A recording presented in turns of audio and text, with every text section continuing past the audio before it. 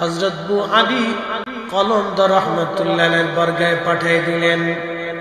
খাদিম যারা ছিলেন তারা চিন্তা, হুজুরের দরবারে বাদশা খাবার পাঠিয়েছে, তাহলে বাদশা হুজুরের ভক্ত।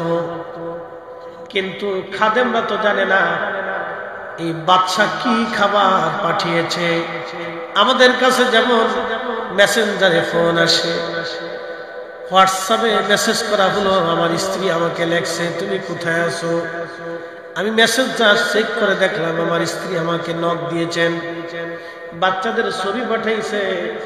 শুধু আমি জানবো, আমার ড্রাইভারও জানে না, আমার সঙ্গী যারা আছে তারাও জানে না যে আমার স্ত্রীর সঙ্গে আমি কথা বলতেছি। হোয়াটসঅ্যাপে যেমন গোপন মেসেজ আসে, ঠিক ওই রকম আল্লাহর ওলিদের কাছে আল্লাহর পক্ষ থেকে মেসেজ আসতো। একবার জোরে বলা যাবে কি মারহাবা। আল্লাহর ওলিদের কাছে আল্লাহর পক্ষ থেকে ওই রকম গোপন মেসেজ আসতো। যখন শুয়োরের গোশত এনে হযরত বু আলী কলন্দর রাহমাতুল্লাহ আলাইহির খেদমতে আনা হলো, সামনে খাবার, চমৎকার সুঘ্রাণ আসতেছে। সবাই চিন্তা, দারুণ চমৎকার খাবার বাদশা রান্না করে পাঠাইছে। আল্লাহর ওলি ডাকবে বলেন, বাবাজিরা এই খাবারের মধ্যে সাবধান কেউ হাত দিবেন না, কারণ এটা গরুর গোশত না বাবা, এটা শুয়োরের গোশত। আমার আল্লাহ আমারে জানাইছে। হযরত বু আলী কলন্দর ডাকতে বললেন, হে বাদশার লোকজন, এই শুয়োরের গোশত তোমার বাদশা আমার জন্য খাবারের জন্য পাঠিয়েছে, যাও বাদশাকে নিয়ে খাবার ফেরত দিয়ে বলবা বু আলী কলন্দর মুসলমান, মুসলমান হারাম খায় না। একবার জোরে বলা যাবে আল্লাহু আকবার। মুসলমান হারাম খাইলে মুসলমানের জবানের দাম থাকে না। আজকে বুঝে যান, মুসলমান হারাম খাইলে মুসলমানের দোয়া কবুল হয় না। মুসলমান হারাম খাইলে মুসলমানের জবানে বরকত থাকে না। আগের যুগের মুন্সি মোল্লা যারা ছিল, 3 গ্রাম মিলে একটা মসজিদ ছিল। 3 গ্রামে একজন মুন্সি সাহেব ছিলেন। মুরব্বীরা বলতো, মুন্সি দাদার কাছ থেকে পানি ভরা নিয়ে আসো। এমন মুন্সি, 3 গ্রামে একটা মসজিদ, ওই মসজিদে সবাই নামাজ পড়ার জন্য আসতো। মুন্সি সাহেব সবার শ্রদ্ধার পাত্র ছিলেন। পানির মধ্যে ফু দিতেন কেরাত সূরা ফাতিহা পড়ে।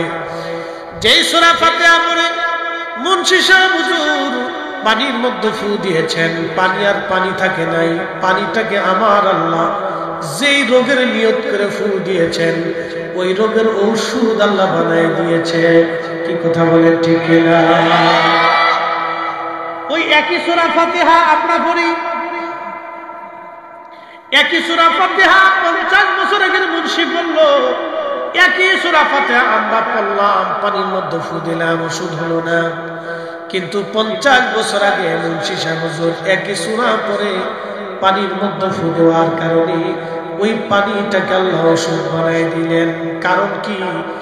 আগের যুগে যারা ছিলেন তারা হারাম খাইতেন না, হারামের সাথে সম্পর্ক রাখতেন না।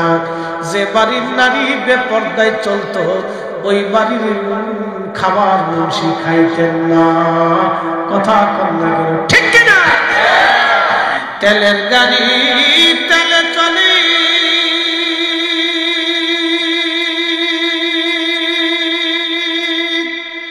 হাওয়ার গাড়ি হাওয়ায় উড়ে, বিনা তেলে চালায় গাড়ি নবী সুলাইমান। আমরা সেই মুসলমান, আমরা সেই মুসলমান, ঠিক কিনা? আল্লাহুম্মা সাল্লি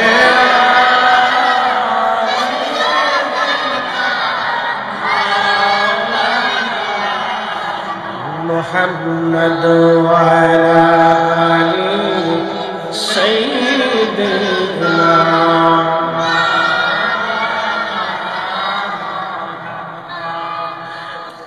বিশ্বাস যদি না করেন, আমি নিজে ভুটান গিয়েছিলাম। ভুটান আজ থেকে বহু বছর আগে, প্রায় 7-8 বছর আগে আমি মাহফিলে গিয়েছিলাম ইন্ডিয়া। গত বছরও করে আসছি। ওই যে আপনার জয়গা দিয়ে, আপনার ওই যে কুচবিহার হয়ে জলপাইগুড়ি দিয়ে জয়গা দিয়ে আমি ভুটান গিয়েছিলাম। জয়গা তো মাহফিল করেছিলাম, ভুটান আমি গেলাম। লোকেরা আমাকে ভুটান নিয়ে গেল, জাতীয় বৌদ্ধ মন্দির দেখলাম। এরপরে বললো, হুজুর আপনাকে আর একটা আশ্চর্য জিনিস দেখাবো, চলেন। তো আমাকে পাহাড়ে উঠাইতে একবারে পাহাড়ের চূড়ায় কয়েক ঘন্টা পায়ে হেঁটে হেঁটে উঠলাম। উঠার পরে দেখলাম পাথরের পাহাড়ের এক কোনায় ফুটবলের মতো গোল একটা মস্ত বড় পাথর, আমাদের ঘরের চেয়ে বড় হবে, বিরাট বড় গোল একটা পাথর পাহাড়ের এক কোনায় কে বাঁধায় রাখছে ওইখানে ওই জায়গা পাথরখানা পড়ে আছে। আমি বললাম, লোকেরা, ভাইজানরা আপনারা আমাকে পাথর দেখার জন্য নিয়ে আসছেন। লোকেরা বলল, হুজুর এটাকে বলা হয় কালা পাথর। কালা পাথর বললে এলাকার সবাই চিনবে। আমি বললাম, শুধু কি পাথর দেখার জন্য আপনারা আমাকে নিয়ে আসছেন? বলল, না হুজুর, আপনি পাথরের উপরে তাকায় দেখেন, ওই পাথরের ভিতরে আল্লাহ একটা গাছ লাগায় রাখছেন। আপনি দেখেন এই গাছটা এখন ওই পাথরের ভিতরে জীবিত আছে। ওই পাথরের ভিতরে আল্লাহ গাছ বাঁচায় রাখছেন। একবার জোরে বলা যাবে আল্লাহু আকবার। পাথরের ভিতরে আঙ্গুর গাছ, 400 বছর ধরে এই আঙ্গুর খেয়ে আল্লাহর বান্দা জীবিত। কোরআনে আমার রব বলতেছেন, তুখরিজুল হাইয়া মিনাল মাইয়িতি ওয়া তুখরিজুল মাইয়িতা মিনাল হাই। জিন্দা থেকে মুর্দা বের করি, মরা থেকে আমি আল্লাহ জিন্দা বের করি। হযরত ঈসা রুহুল্লাহ বললেন, ইয়া রাব্বি, 400 বছর ধরে পাথরের ভিতরে তোমার বান্দা জিকির করে, এর চাইতেও দামি বান্দা কি দুনিয়াতে আর আসেনি? খুব মনোযোগ দিয়ে আজকের জুমার নামাজ যারা পড়ছেন তারাও শুনে যান। সুনান তিরমিজিতে জুমার নামাজের একটা ফজিলতের আলোচনা আসছে। আল্লাহর নবী বলেছেন, আমার উম্মতেরা তোমরা শোনো, আমার কোন উম্মত যখন জুমার নামাজের আযান পড়ে, ইয়া আইয়ুহাল্লাযীনা আমানু ইযা নুদিয়া লিস-সালাতি মিন ইয়াউমিল জুমআতি ফাসআউ ইলা যিকরিল্লাহি ওয়া দারুল বাই'।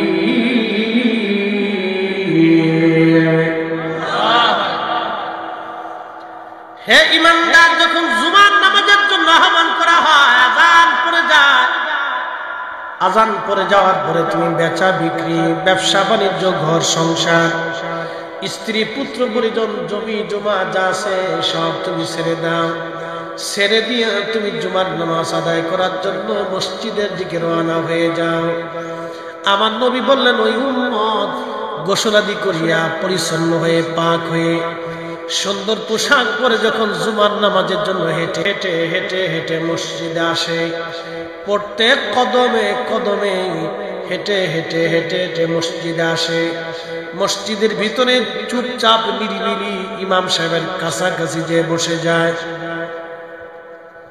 এবং খুতবা শুনে ধীর স্থিরতার সাথে ইমাম সাহেবের সাথে জামাতে নামাজ পড়ে, নামাজ শেষ করে বাকি নামাজগুলি কমপ্লিট করে ধীর স্থির ভাবে মসজিদ হয়ে বের হয়ে হেঁটে হেঁটে হেঁটে হেঁটে বাড়ি চলে আসে। আল্লাহর নবী বললেন, হেঁটে যাওয়া হেঁটে আসা, এই হাঁটার ভিতরে প্রত্যেক কদমে কদমে 1 বছরের নফল রোজা, 1 বছরের নফল রোজা এবং 1 বছরের বিরামহীন ইবাদত, 24 ঘন্টা ইবাদত করলে যে নেকি হবে, সেই পরিমাণ নেকি প্রত্যেক কদমে কদমে 1 বছরের নেকি আমার আল্লাহ বান্দার আমল নামায় লিখে দেয়। হ্যাঁ না, আরো জোরে জোরে জোরে জোরে জোরে। এখান থেকে আমি আপনাদেরকে একজনকে প্রশ্ন করব, যিনি বুঝবেন তিনি জবাব দিবেন, যে মসজিদ থেকে দূরে বাড়ি আছে, যেমন হাইটে হাইটে 400 কদম লাগে, এরকম কারো বাড়ি আছে? যদি থাকে, ধরেন একজন মুসল্লি মসজিদে হেঁটে যাইতে 400 কদম। কত কদম? ফিরে আসতে আরো 400 কদম। তাহলে কত কদম? 800 কদম। বুঝে যাবেন আমি হিসাব দিতেছি। ঈসা নবীর উম্মত পাথরের ভিতরে ইবাদত করছে কতশো বছর? 400 বছর। আর আমার নবী হিসাব দিয়ে দিচ্ছেন আল্লাহ কতটা বেনিফিট দিচ্ছে আপনি বুঝে যাবেন। আপনার বাড়ি থেকে মসজিদ 400 কদম, হেঁটে আসতে আরো 400 কদম, তাহলে কত কদম হলো? 800 কদম। শুধু একটা জুমাতে আপনি হেঁটে যাবেন, প্রত্যেক কদমে কদমে এক বছরের সওয়াব। তাহলে 800 কদম হলে কত বছরের সওয়াব? হিসাব বুঝেন নাই? প্রত্যেক কদমে 1 বছরের সওয়াব। সুবহানাল্লাহ কর। প্রত্যেক কদমে কয় বছরের সওয়াব? তাহলে আসা যাওয়া দিয়ে 800 কদম, তাহলে কতশো বছর হলো? 800। ঈসা নবীর উম্মত কত বছর ইবাদত করছে? 400। আর আপনি পায়ে হেঁটে গেলেন, হেঁটে আসলেন, এক জুমাতে আপনি পাইলেন 800 বছরের সওয়াব। না সুবহানাল্লাহ যেমনে কইতেছেন মনে হয় যে এটা একবারে RS CS BS SMS দিয়ে আপনার নানা দাদা ফুফা তালই 14 গোষ্ঠীর আপনার জমি এক সিস্টেমে যেমনে কইতেছেন যে আপনি পৈতৃক সূত্রে একবারে পেয়ে গেছেন, এটার কোনো দাম দর নাই, কোনো মর্যাদা কিছু নাই। আল্লাহু আকবার। নবীর গুণে উম্মতের যদি এত দাম হয় তাহলে আমার রাসূলের ইজ্জত কত হতে পারে? একসাথে জোরে বলেন আল্লাহু আকবার। আল্লাহু আকবার। আরে রিসালাত ইয়া রাসূলুল্লাহ সুন্নাত ওয়াল জামাত জিন্দাবাদ জিন্দাবাদ। হযরত ঈসা নবী ডাকতে বললেন রাব্বি, তাহলে আমাকে ওই নবীর উম্মত আপনি বানায় দেন, ওই নবীর উম্মত আপনি আমারে বানান, ওই নবীর উম্মত আপনি আমারে বানায় দেন। চিন্তা করেন, আমি শুধু একটা জুমার নামাজে গেলেন আর আসলেন, নামাজ পড়ছেন, এই সওয়াবের কথা নবী এখনো বলেন নাই, শুধু পায়ে হেঁটে গেছেন। পায়ে হাঁটার নেকি যদি এত বছরের হয় তাহলে আপনি বুঝে যান আপনার জুমার নামাজের নেকি কত হতে পারে। কারণ এটা সাইয়্যিদুল আইয়াম, দ্বীনের সর্দার। কোন নবীর উম্মতকে আল্লাহ এই জুমার দিন আল্লাহ দেন নাই। কিন্তু আমার দেশে অনেক মুসলমান জুমাটাও করে না, আছে না নি? জুমাটা হতভাগা, কত বড় বদনসিব এই লোকটা, কত বড় বদনসিব এই লোকটা যে জুমাটাও করলো না। আহা, কত বড় বদনসিব, কপাল পোড়া লোকটা যে জুমাটাও করলো না। আল্লাহর হাবিব বলেন উম্মত, এই জুমা যদি একাধারে 3 জুমা তুমি কাজা করো, তোমার অন্তরে আল্লাহ মোহর মেরে দিবে। এই মোহর মারার কারণে জিকির ভালো লাগবে না, দোয়া ভালো লাগবে না, তাসবিহ ভালো লাগবে না, কোনো কিছু আর ভালো লাগবে না। এই জন্য সাবধান করে বলে দিয়ে যাচ্ছি, যেখানেই থাকেন জুমা যাতে কাজা না হয়, জুমা যাতে আপনি ছেড়ে না দেন। এই জুমাকে কেন্দ্র করে আল্লাহ রাব্বুল আলামিন তার রাসূল 10 জন সাহাবীকে জান্নাতের সুসংবাদ দিয়েছিলেন। 10 জন সাহাবীর নাম হযরত আবু বকর, ওমর, উসমান, আলী। মদিনাতুল মুনাওয়ারাতে বিরাট বড় দুর্ভিক্ষ লেগে গেল, বিরাট অভাব এসে গেল। সবার পয়সা করি আছে কিন্তু টাকা পয়সা আছে, খাবার নাই। ধরেন এখন বাংলাদেশ আমরা যে অবস্থানে আছি, আমাদের অবস্থান এখন নরবরিয়া, কারণ অভিভাবক শূন্য হয়ে গেছি প্রায়। খুব মনোযোগ দিবেন, নির্বাচিত সরকার না আসা পর্যন্ত আমাদের এই দোদুল্যতা হয়তো নাও যেতে পারে। এই জন্য নির্বাচন খুব দরকার, আমাদের প্রয়োজন। খুব মনোযোগ দিয়ে কথাগুলি শুনবেন। সারা বিশ্বে থেকে যদি আমাদেরকে আলাদা করে দেওয়া হয়, জাতিসংঘ থেকে যদি আলাদা করা হয়, বিশ্বের সাথে যদি যোগাযোগ বিচ্ছিন্ন হয়ে যায়, আমরা আমাদের ভিতরে সাউদি খাবার দিয়ে আমাদের দেশ চলবে না, আমাদের নিজস্ব অর্থ দিয়ে আমাদের দেশ চলে না, সারা বিশ্বের সাথে মিল না হলে আমরা চলতে পারবো না। এমন একটা অঞ্চলে আমরা বসবাস করি। তো খুব মনোযোগ দিয়ে, মদিনাতে ওই রকম অবস্থা হয়ে গেল। সারা মদিনাতে দুর্ভিক্ষ লেগে গেল, খাবার নাই, মদিনার বাজারে পণ্য সামগ্রী নাই। 7 দিন পর্যন্ত মদিনায় কারো ঘরে কোনো খাবার নাই, খাবারও নিঃশেষ হয়ে গেল, কোন রকম খেজুর খেয়ে বেঁচে আছে। এমন সময় জুমার দিন নবী খুতবা দিচ্ছেন। খুতবা দেওয়ার সময় আল্লাহর নবীজি এমন সময় সিরিয়া থেকে, শাম থেকে একটা বণিক দল পণ্য সামগ্রী খাবার দাবার নিয়ে মদিনাতে ঢুকলেন। ঢুকার পরে একজন সাহাবী ঘোষণা দিলেন, শুনছো মদিনাবাসী, সিরিয়া থেকে পণ্য সামগ্রী আসছে, যার যার মতো তোমরা খাবার কিনে নিয়ে আসো। আল্লাহর নবী খুতবা দিচ্ছেন, সাহাবীরা যেতে যেতে যেতে যেতে মসজিদ থেকে সব মুসল্লি বের হয়ে খাবার কেনার জন্য চলে গেল। কিন্তু 10 জন মুসল্লি আমার রসুলের সামনে থেকে তারা যান নাই, তারা আল্লাহর নবীর সামনে বসে রইলেন। একবার জোরে বলা যাবে আল্লাহু আকবার। কয়জন? 10 জন সাহাবী আমার রসুলের সামনে থেকে যান নাই, 10 জন সাহাবী বসে আছে। আল্লাহর হাবিব খুতবা শেষ করলেন। খুতবা শেষ করার পরে দেখলেন আবু বকর বসা। নবী ঘোষণা দিলেন, আবু বকর ফিল জান্নাতি, ওমর ফিল জান্নাতি, ওসমান ফিল জান্নাতি, আলী ফিল জান্নাতি, তালহা ফিল জান্নাতি, জুবাইর ফিল জান্নাতি, আব্দুর রহমান ইবনে আউফ ফিল জান্নাতি, আবু উবাইদা ইবনে জাররাহ ফিল জান্নাতি, সাদ বিন আবি ওয়াক্কাস ফিল জান্নাতি, সাঈদ ইবনে জুবাইর ফিল জান্নাতি। এইভাবে আমার নবী 10 জন সাহাবীর নাম ঘোষণা করে সবাইকে জান্নাতি ঘোষণা দিয়ে নবী জান্নাতি বানায় দিলেন, সার্টিফিকেট দিয়ে দিলেন। একবার জোরে বলা যাবে আল্লাহু আকবার। কি বুঝলেন? আল্লাহ রাসূল জান্নাতের সার্টিফিকেট দিয়ে দিয়েছে। সাহাবীদের দাম কেন? সাহাবীদের দাম এক কারণে, তারা রাসূলের সোহবতে বসতেন, নবী দেখতেন। শুধু নবীর সাহাবী হওয়ার কারণে তাদের এত মর্যাদা দেওয়া হয়েছে যে রাসূল দেখার জন্য তাদের এত দাম। আল্লাহু আকবার। ঈমানের সাথে রাসূল দেখার জন্য, ঈমানের সাথে নবী দেখার জন্য সাহাবীদের এত দাম হলো। আল্লাহ কোরআন বলতেছে, রাদিয়াল্লাহু আনহুম ওয়া রাদু আন, তাদের উপরে আমি আল্লাহ খুশি, তারাও আমি আল্লাহর উপরে খুশি হয়েছি। শুধু রাসূল দেখার জন্য সাহাবীদের এত দাম। আর আল্লাহর নবী আরো বলে দিলেন, আল্লাহ আল্লাহ ফি আসহাবি, আল্লাহ আল্লাহ ফি আসহাবি, আল্লাহকে ভয় করো আমার সাহাবীদের ব্যাপারে, তোমরা আল্লাহকে ভয় করো ও আমার উম্মত।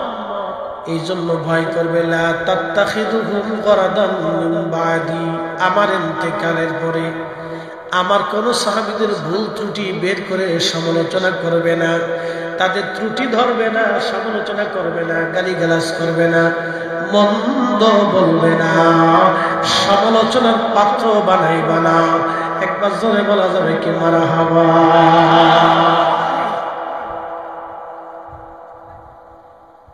লা তাত্তাখিযুহুম গরাদান মিন বাদি, আমার পরে কোন সাহাবীর সমালোচনা করবে না। ফামান আহাব্বাহুম ফাবি হুব্বি আহাব্বাহুম ওয়া মান আবগাদাহুম ফাবি বুগদি আবগাদাহুম। আমার কোন সাহাবীকে যদি ভালোবাসো আমাকে ভালোবাসা হবে, আমার কোন সাহাবীকে গালি দিলে আমাকে গালি দেওয়া হবে, আমার কোন সাহাবীকে কষ্ট দিলে আমি নবীকে কষ্ট দেওয়া হবে, আমার কোন সাহাবীকে ভালোবাসলে আমি নবীকে ভালোবাসা হবে, আমার কোন সাহাবীর ইক্তেদা করলে আমি নবীর ইক্তেদা হয়ে যাবে, আমার কোন সাহাবীর আদর্শ মানলে আমি নবীর আদর্শ মানা হয়ে যাবে। একবার জোরে বলা যাবে কি মারহাবা। দেখেন সাহাবীদের নাম কত, কারণ কি? রাসূল দেখার জন্য। সুবহানাল্লাহ বললেন না? কি দেখার জন্য? নবী দেখার জন্য, রাসূলের সোহবতে বসার জন্য। তাহলে ওই নবীর দাম কত বলেন, আপনি বলে দেন। যাকে দেখলে মর্যাদা এত হয়, তাহলে রাসূলের মর্যাদা কত? আমি এটা হিসাব কষে আপনাকে দিতে পারবো না, আপনাকে হৃদয় থেকে বুঝে নিতে হবে। এই জন্য কিছু কথা আছে যেগুলি গভীর থেকে বুঝতে হয়, গভীর থেকে না বুঝলে আপনি বুঝবেন না। আপনাকে গভীর থেকে বুঝে নিয়ে আসতে হবে। আচ্ছা আপনাদেরকে বলি, যারা ওষুধ আবিষ্কার করছে তারা দেখবেন গাছ থেকে, ছাল থেকে, মাটি থেকে, বিভিন্ন এই কাঁচামাল থেকে তারা ওষুধ বের করছে, করছে না? গাছের নির্যাস থেকে ওষুধ বের করছে। আপনি ওষুধ, গাছের পাতা খেলেই রোগ সারবে না, সেটার জন্য একটা নিয়মতান্ত্রিকতা আছে। যেমন আপনি এই নিম পাতা, অ্যাটেনশন, খুব মনোযোগ দিয়ে, নিম পাতা, সাধারণত নিম পাতা মানুষ খেলে খুজলি, পাসরা এবং রক্তের ভিতরে পয়জন, এগুলি কিছু অ্যালার্জি খাইলে দূর হয়। কিন্তু আপনি যদি প্রতিনিয়ত 1 গ্লাস করে নিম পাতার রস খান, তাহলে 1 মাস খাওয়ার পরে এরপরে আপনি কলকাতা হারবালেও আর কাজ হবে না, ঝামেলা। যারা বুঝার তারা বুঝছে, ছোটরা বুঝবে তো খুব মনোযোগ দিয়ে। কারণ কি, আপনি নিয়মতান্ত্রিকতার মতো খান না, ডাক্তারের পরামর্শ ভিত্তিক খান না, পরামর্শ ছাড়া নিজের ইচ্ছা মতো খাইছে। ভাবছেন যে খাইছি ভালো হবে, কিন্তু না, খালি পাতার রস খেলেই হবে। আপনাকে নিয়মতান্ত্রিকতা অনুযায়ী খেতে হবে। ওটার ভিতরে নির্যাস থেকে একটা গভীরতা আছে। তো ঠিক ইসলামের ভিতরে একটা গভীরতা আছে। আমার দিকে তাকান, বেহেশত যাওয়ার আশা আসেনি আপনাদের? একসাথে বলেন, আশা আছে? ইমানের স্বাদ নেওয়ার আশা আছে? তাহলে আপনাকে গভীরভাবে রাসূলকে ভালোবাসতে হবে। আপনাদেরকে আবার বলি, যদি বেহেশত যাবার আশা থাকে যে হুজুর আমি বেহেশত যাব, যদি বলেন আমি আল্লাহকে খুশি করব, যদি বলেন আমি আমার রাসূলকে খুশি করব, ভালোবাসবো, তাহলে গভীর থেকে আপনাকে রাসূলকে মহব্বত করতে হবে। যেমন আমি আপনাকে আরো বলি, মা সন্তানকে ভালোবাসে না? আচ্ছা বলেন তো, মার ভালোবাসার ভিতরে কি কোনো স্বার্থ আছে? না না, একসাথে বলেন, কোনো স্বার্থ আছে? না না, কোনো মায়ের ভালোবাসার ভিতরে কোনো স্বার্থ নেই। যদি স্বার্থ থাকতো তাহলে ছোট করে আপনাকে ওই ঘরের ভিতর থেকে লাথি মেরে ফেলে দিত, যে এটাকে লালন পালন করে এত কষ্ট করার দরকার কি? পেটে ধারণ করতো না কোনো মা, বাচ্চা পেটে ধারণ করতো না, কারণ এটা অনেক বড় যন্ত্রণা। যদি মায়ের স্বার্থ থাকতো তাহলে কোনো মা পেটে বাচ্চা ধারণ করতো না। ধারণ করার আগে স্বার্থ দেখতো যে আমার কতটুকু স্বার্থ আছে। কারণ আপনি ব্যাংকে টাকা রাখেন, একটা স্বার্থ হিসাব করে রাখেন। আপনি একটা জমি কিনেন, এটা বুঝে শুনে স্বার্থ হিসাব করে কিনেন। আপনি বাজারে একটা কদু কিনতে গেলে এটার খামসে খামসে কদুর জান শেষ করে দেন। কারণ কি, এটার পিছনে স্বার্থ আছে, এটা জালি না বাতি, দিককে বুঝছে তারপরে কিনেন, ঠিক কিনা? সবকিছুতে আপনি স্বার্থ দেখেন, কিন্তু মা পেটে বাচ্চা নিয়েছে কোনো স্বার্থ দেখে না। তার অর্থ হচ্ছে মা আপনাকে নিঃস্বার্থভাবে ভালোবাসে, একবারে হৃদয়ের গভীর থেকে ভালোবাসে। একটা গাভীর বাচ্চাও যদি দেখেন, তাহলে গাভীটাও তার বাচ্চাকে নিঃস্বার্থভাবে ভালোবাসে। একটা গাভীর বাচ্চা হওয়ার পরে 2 দিন পরে আপনি বাচ্চাটাকে কোলে করে নিয়ে সারা রানীহানা বিষ্ণুপুর দিয়ে হাঁটবেন, দেখবেন গাভী আপনার পিছে পিছে হাঁটতেছে। আপনি যদি নদীতেও বাচ্চা নিয়ে ঝাঁপ দেন, ওই গাভী আপনার পিছে নদীতেও চলে যাবে। কারণ গাভী কি আপনার প্রেমে পড়েছে? গাভী কিন্তু আপনার প্রেমে পড়ে নাই, গাভী তার বাচ্চার প্রেমে পড়েছে। আপনাকে গভীরতা বুঝতে হবে। সবসময় খালি দলিল করে চিনলেন না, বেদাত করে চিনলেন, কিছু বিষয়ের গভীরতা বুঝতে হবে। শুধু বেদাত করে চিনলেন না ভাই সাহেব, আমার গভীরতা বুঝতে হবে। প্রিয় বন্ধু আমার, আপনি গভীরতা না বুঝলে বুঝবেন না। আল্লাহ রাসূল বলেছেন, উম্মত রে, তুমি যদি আমাকে ভালোবাসতেই চাও, তাহলে মা যেমন গভীর থেকে সন্তানকে ভালোবাসে, তারও গভীর থেকে তুমি আমাকে বেশি ভালোবাসো। একসাথে বলবেন আল্লাহু আকবার। এর চাইতে সুন্দর কথা বোঝানোর মতো আমার আর যোগ্যতা নাই। যদি না বুঝেন তাহলে আমার কিছু করার নেই। প্রিয় ভাই আমার, প্রিয় বোন আমার, আপনাদেরকে বলতেছি, হৃদয়ের গভীর থেকে মা যেমন সন্তানকে ভালোবাসে, মায়ের ভালোবাসার ভিতরে কোনো খুঁত থাকে না, কোনো স্বার্থ থাকে না। বিনা স্বার্থে একটা মা তার সন্তানকে ভালোবাসে। ঠিক ওই রকম আল্লাহ নবী বলতেছেন, উম্মাহ লা ইউমিন, তুমি ঈমানের স্বাদ নিতে পারবে না হাত্তা আকুনা আহাব্বা ইলাইহি মিন ওয়ালিদিহি ওয়া ওয়ালাদিহি ওয়ান-নাসি আজমাইন। মা যেমন সন্তানকে হৃদয়ের গভীর থেকে ভালোবাসে, উম্মত তুমি তোমার হৃদয়ের গভীর থেকে আমাকে বেশি ভালোবাসবে, তোমার মার চাইতে বেশি ভালোবাসবে। একসাথে জোরে বলা যাবে আল্লাহু আকবার। এই জন্য দেখবেন আমরা শানে রাসালাতে দুর্বলতা হলে আমাদের কাছে খারাপ লাগে। কথা বলেন ঠিক কিনা? আমাদের কাছে কি লাগে? খারাপ লাগে, অস্বস্তি লাগে। এই অস্বস্তিটা যে লাগে এটাও একটা ভালোবাসা, এটাও এক ধরনের ভালোবাসা। আপনি এটাকে ছোট করে দেখতে পারেন, এটাও একটা ভালোবাসা। আচ্ছা, মানুষ দলরে ভালোবাসে না? যে যে দল করে সেই দলকে কিন্তু ভালোবাসে, বাসে কিনা? ওই দলের জন্য লড়াই করে, ওই গ্রামকে ভালোবাসে। দেখবেন মানুষ বিদেশে যত দূরেই থাকুক, যেখানেই থাকুক, আমেরিকা চলে গেছে, কিন্তু অনেক সময় তার সেই ছোটকালের স্মৃতি সেই গ্রামে পড়ে থাকে। আমেরিকাতে এত ভালো খাবার, এত ভালো জায়গা, এত সুন্দর দৃশ্য, তারপরে সে গ্রামে আসতে চায়। কারণ কি? ওই ভালোবাসা সে ভুলতে পারে। এটা ভালোবাসা, আপনি ছোট করে দেখতে পারেন। প্রিয় ভাই আমার, এই জন্য কিছু বিষয় আছে আপনি ছোট করে দেখতে পারেন। আমরা যখন ইয়া নবী সালামু আলাইকা বলে দাঁড়াই, তখন অনেকেই বলেন যে আপনি কোন দলিলে দাঁড়াই, কিসের জন্য দাঁড়াই? আমি ওই ভাইটাকে বুঝাইতে পারবো। বলে কারণ কি? আমি না দাঁড়াইলে আমার কাছে অস্বস্তি লাগে, ভালো লাগে না। মনে হয় আমি সালাম দিছি কিন্তু পরিপূর্ণতা আসে নাই। কারণ আমি যাকে সালাম দিচ্ছি তিনি সর্বকালের সর্বশ্রেষ্ঠ সম্মানিত, আল্লাহর পরেই তার মর্যাদা। কথা বলেন ঠিক কিনা? এর জন্য কি আলাদা দলিলের প্রয়োজন? না। বিশ্ববিখ্যাত মুহাদ্দিস শাহ ওয়ালিউল্লাহ মুহাদ্দিস দেহলভী, তিনি মক্কা থেকে হজ শেষ করে মদিনার পানে রওনা করলেন। তো পায়ের জুতা খুলে ফেলছে। অ্যাটেনশন, মনোযোগ দিয়ে, কিছু বিষয় আছে দলিল লাগে না, হৃদয় থেকে বুঝে নিতে। তো পায়ের জুতা খুলে ফেল। তো জুতা খোলার পরে ছাত্ররা জিজ্ঞেস করলেন, হুজুর এই অবস্থায় চলতে গেলে তো আপনার পায়ে ফুসকা পড়বে, ঘা হবে। যারা সৌদি আরবে থাকছেন, গেছেন, হজে যারা গেছেন তারা জানেন যে এটা কত দুর্ভেদ্যের রাস্তা। আহা, সেই আশিকদের কথা আমি কি করে বলবো? হযরত শাহ ওয়ালিউল্লাহ জুতা খুলে ফেলে দিয়ে খালি পায়ে পথ চলা শুরু করলেন। দীর্ঘ পথ চললেন, পা ফসকে গেল, ঘা হলো, রক্ত শুরু হলো।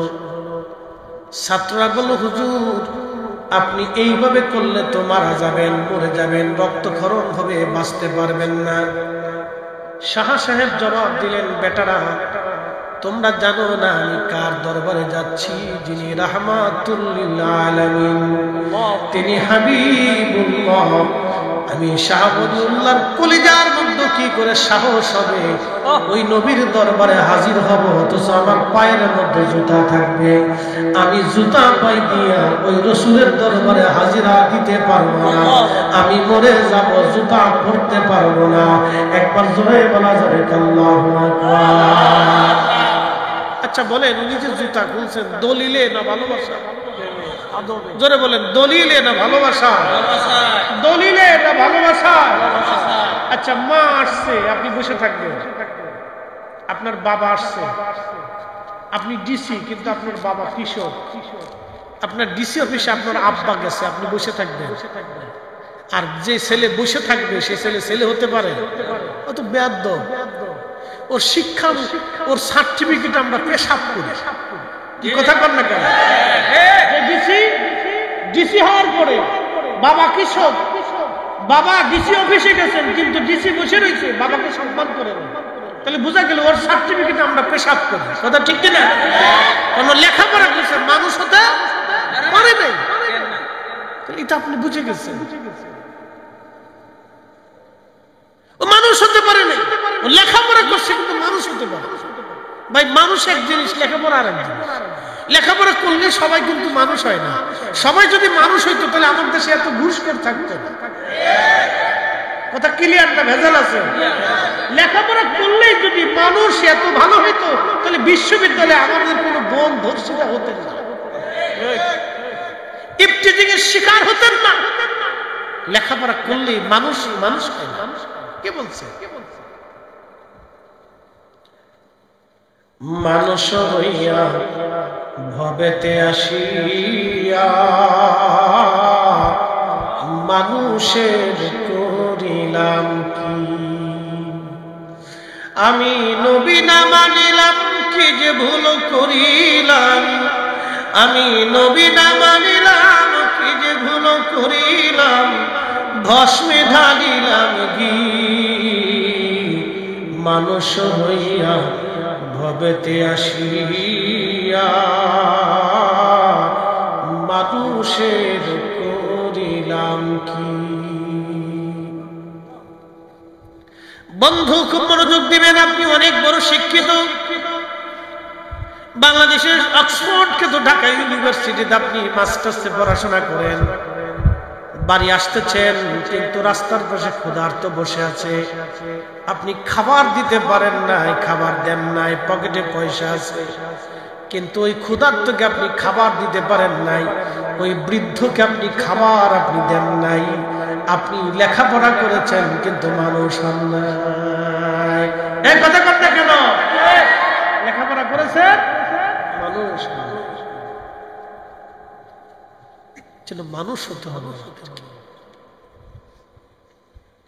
এই মানুষ বানানোর জন্য অলিরা আসছিলেন,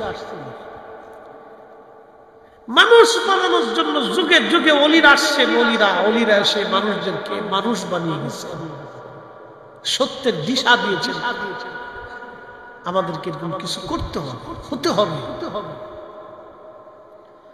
প্রিয় উপস্থিতি, আমার শাহ ওয়ালিউল্লাহ মুহাদ্দিস দেহলভী আল্লাহর রাসূলের সম্মানে মহব্বতে পায়ের জুতা খুলে ফেললেন, রক্ত ঝরতেছিল। সুদূর মক্কা থেকে 450 কিলোমিটার রাস্তা, বাড়ির কাছে কথা না, পায়ে হেঁটে গেলেন। সেই দুর্ভেদ্যের জমানাতে পায়ে হেঁটে হেঁটে খালি পায়ে গেলেন। তাহলে কতটুকুন কলিজার ভিতরে আল্লাহ নবীর প্রেম থাকলে, ভালোবাসা থাকলে একজন মানুষ জুতা খুলে ফেলতে পারে। এরা দলিলে খুলে নাই, ভালোবাসায় জুতা খুলেছে। এই জন্য আমরা সুন্নিরা ইয়া নবী সালাম আলাইকা বলার পরে আমরা আর বসে থাকতে পারি না, আমরা বসে থাকাটা আমাদের পক্ষে সম্ভব হয় না। কথা বলেন ঠিক কিনা? এখন আপনি যদি আমাকে গালি দেন, দিতে পারেন, যদি বেদাতি বলতে চান তো বলতে পারেন, আমার তো কিছু করার নেই। আপনি গালি দিলে আমি কি করতে পারি? মারামারি তো করতে পারবো। গালি দিচ্ছেন, আপনার স্বাধীনতা আছে, দিয়ে ফেলছেন, কি করবো? দিচ্ছেন। বেদাতি বলছেন, বলতে পারেন, ওটা আপনার ইচ্ছা। কিন্তু ইয়া নবী সালাম আলাইকুম বলার পরে আমরা আর স্থির থাকতে পারি না। কথা ঠিক কিনা? আমরা এখন কারো যদি পছন্দ না হয়, না দাঁড়াইতে পারে। আছে না অনেকে, সবাই কি দাঁড়ায়? সবাই দাঁড়ায় না, দাঁড়াইতে পারে, সেটা তার ইচ্ছা। প্রিয় উপস্থিতি, কেউ ইচ্ছা করলে নাও দাঁড়াইতে পারে, সেটা তার ইচ্ছা। কিন্তু আমাদের দেশে নামাজের উপরে অনেকে দোয়া করে, কেউ দোয়া করে, কেউ দোয়া করে না। কি আছে না নাই? কেউ দোয়া করে, কেউ দোয়া করে না। কেউ দোয়া মানে, কেউ দোয়া মানে না। কেউ মাহফিলে বসে দোয়া করে, আবার কেউ বসে দোয়া করে না। কিন্তু রব্বুল আলামিন আমাদেরকে শিখাইলেন, রব্বির হামহুমা কামা রব্বায়ানি সগীরা। আমার সাথে পড়েন, রব্বির হামহুমা কামা রব্বায়ানি সগীরা। এখন এই আয়াত আপনারা জীবনে বহুবার শুনেছেন, অর্থ শুনেছেন। হে আল্লাহ, হে আমার প্রতিপালক, আপনি আমার আব্বা আম্মাকে ওইভাবে কবরে জান্নাতে লালন পালন করেন যেইভাবে ছোট্টকালে আমার আব্বা আম্মা আমারে লালন পালন করেছিল। এখন প্রশ্ন, ছোট্টকালে আব্বা আম্মা কিভাবে আমাকে লালন পালন করেছিল? ছোট্টকালে রাব্বায়ানি সাগীরা, সাগীরা, ছোট্টকালে আমাকে আমার মা লালন পালন করছে। কেমনে? পায়খানা করে দিয়েছে, সাফ করছে। আচ্ছা, সাফ করার সময় মার নাকের ভিতরে মা কাপড় দিয়ে ধরে রাখছিল? হ্যাঁ না, মা ঘৃণা লাগে। পরিষ্কার করে আবার মা কোলের মধ্যে চুমা খাইছে। আপনি পেশাব করে দিয়েছেন, মা খাচ্ছে, খাবারের ভিতরে পেশাব করে দিয়েছেন, দেন নাই? দিয়েছেন।